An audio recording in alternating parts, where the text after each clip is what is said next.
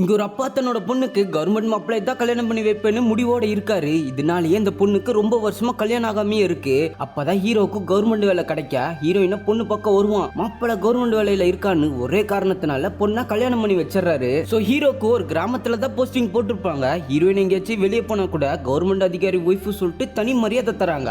ஹீரோவும் முத நாள் வேலைக்கு போறாரு. வேலைக்கு போனா ஆபீஸ்ல இங்க பாரு தம்பி, இந்த கிராமத்துல மக்களுக்கு HIV பத்தின விழிப்புணர்வு இல்ல, அவங்க கிட்ட போய் இந்த சேஃப்டி பொருளை கொடுத்து எப்படி யூஸ் பண்ணணும் புரிய வைன்னு சொல்லி அனுப்புறாங்க. ஹீரோவும் அதை பத்தி மக்கள் கிட்ட சொல்லி புரிய வைக்க ட்ரை பண்ணுவான். ஆனா அது அவங்களுக்கு புரியல. ஹீரோ அது அங்க இருக்க மரத்துல கட்டிட்டு போயிடுறான். அங்க இருக்க சின்ன பசங்களாம் அது பலூன் நினைச்சு ஊதி விளையாண்டுட்டு இருக்கானுங்க.